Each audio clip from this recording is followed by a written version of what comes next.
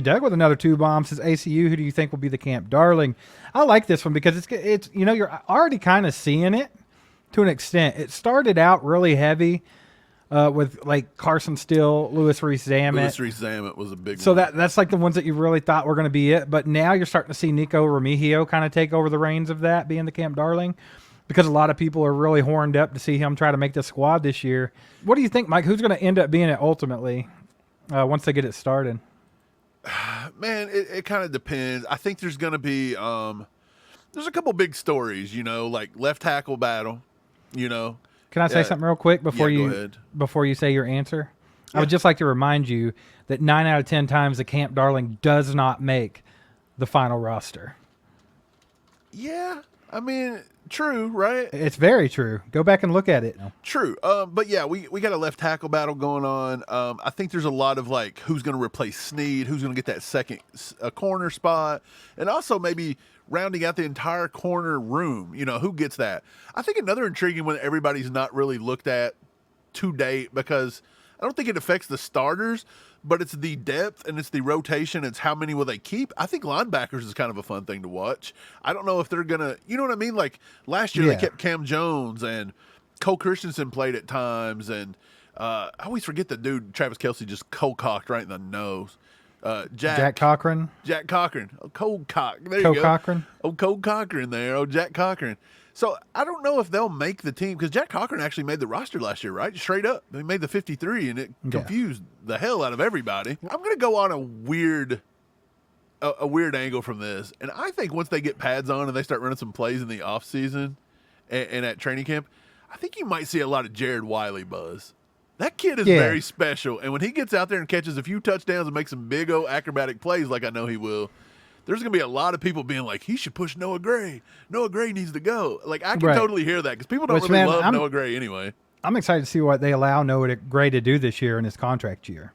Because with Kelsey's like aging, right? So it's but Noah Gray's not untouchable. Jared Wiley could totally pass him in snaps if he comes out and just tears it But up. I do feel like Noah Gray could show out a little bit if he got more opportunities. We've seen him do it in flashes. Yeah. So I like it. Mike, just real quick before we move on to the next one, what's going to be the bigger buzz? Is it going to be the camp hype of, say, if Jared Wiley ends up being the camp darling?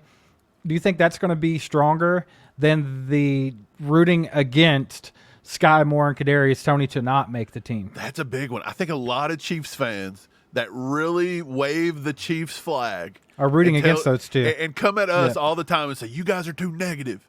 You guys, you don't do this right. I'm not watching anymore. You're too negative. This is stupid. But yet they'll sit here all offseason and talk down about Kadarius Toney and Sky Moore and all the players that still wear that Chiefs logo proudly across their helmet and their chest. Okay? Yeah. And people want to see their downfall. I don't know. I'm not going to root against anybody. If you can make the team, I didn't ask you. What do you think Chiefs Kingdom's going to do? Root harder against Sky Moore? Chiefs Kingdom's going to root against Sky Moore and Kadarius Toney by far. And honestly, I think they'll root harder against Sky Moore than Toney. They don't have any chill when it comes to a guy 2 years in the league. Like, you ought to be in the Pro Bowl by now, bro. Like, we're not doing it. After 2 years, you got to be Hall of Fame level, or you're not playing on this roster. Right. No kidding, dude. They're brutal. They're brutal. Rob with another 10 bomb says this team will be 15 wins. They're hungry and ready to go. Hashtag we are the villains. Mike, we claim what almost like immediately after we started this channel. We were claiming villains last year, Super Bowl against the Eagles. Right around that time was our first video. It was time to take it over, right? Yeah, like we you put just have to Kadarius own Toney it on a cover of a video and said we're the villains. You have to own it, and I think this team has taken that to heart. They've actually owned it. They don't care now. They went on the road last year, every game of the playoffs, and whooped that ass, Mike. They didn't care, and they loved it. They loved the hate they were getting. They fed off of it, and they did what they had to do. So I agree. I do think this team. What's the best? Was it 14 wins? I think was the best season we've had under Mahomes. I think it was 14-2. Yeah, I don't think we've ever got to 15-2. It's before. Right? I think it was 14-2 before they added the game. Before they went to the 17th game. I think it was. I think another reason the Chiefs were, people don't like success. America used to be a big-time underdog story kind of thing, right? They'd always pick the underdogs. They always want underdogs to win. They like a good underdog story. Still do it. They still do it. But boy, once you win that one, you're not underdog anymore. Like you're fair game. They're gonna come get you for everything. They'll get sick of you as fast as they fell in love with you. Do you feel like I feel like the new underdog story in the NFL that everybody's cheering for is the Lions out of the blue. I feel like the Lions have turned into that new America's team underdog story.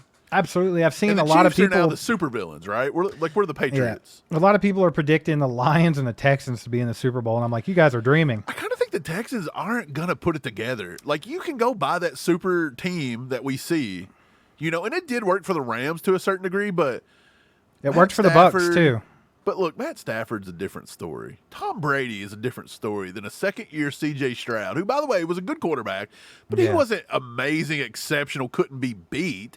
I just don't think people knew how to defend him. And now that they've had a whole offseason to watch him and get some film, and he's still a young player. He's trying to learn it. Right. This stuff, let them fall into something that confused. If Mahomes got confused with a cover 2 shell, they're going to find something that confuses a C.J. Stroud. And then you're going to have to be like, well, can he come out and beat it like Mahomes did and still win some Super Bowls? Or is this going to be like his Achilles heel? Is this his kryptonite? That's the thing, man. Mahomes wasn't even just confused by it. He had trouble figuring out how to adapt. And it took time. It took a lot of time. It took a lot of time. So, he could definitely run into something like that. Who knows? What the hell's Melissa talking about today? Melissa, you know what you remind me of? Melissa did she sneak into the Bluetooth stash? Yeah. She reminds me of this. Oh, you got to give him that hawk to it. Spit on that thing. Oh, no. What is that? The viral TikTok girl's here. What is Melissa doing out here? Is Melissa the viral TikTok girl? Hawk Tua. Steve, just go ahead and get out of here. Okay, I'm taking over for the night. Sam says, you think Miles Battle makes the 53? I don't. Right now, I do not think Miles Battle can make the 53. I think he's a little too raw. No pun intended, but he's going to have to battle it out with a lot of people. I like what he brings, and I like his intangibles. I just think he's too far behind what we have because we've went through and we think they're going to take 5 or 6. And so who's he cracking? I don't think he's going to crack. He's not beating, Watson. I don't want to know who Miles Battle's cracking, bro. Well, he can't be cracking no more than that dude from the Eagles. Did you guys enjoy that video that we put out the other day where we were cracking up at that dude? If you didn't watch our video yesterday, go back and watch that one. About the Eagles player that ran out on the prostitute? That's too funny. Steve, too funny. Tomorrow, but to answer the question, Miles Battle, I like what he brings. He could get a practice squad invite, but look, if Khalif Hallisey couldn't do it last year, I don't know if Miles Battle can do it this year, to be honest. But appreciate you guys being here. If you haven't hit that like button yet, please do us a favor and take 2 seconds, hit that thing on the way out of here. But Mike, you got anything left for the ACU crew tonight? I don't. You guys are awesome. Thanks for spending the night with us. I have something for them. For the thousands here in attendance tonight and for the millions watching at home on TV. Oh, let's get ready to suck it!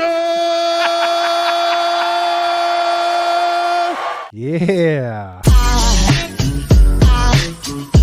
There goes a sight from my soul.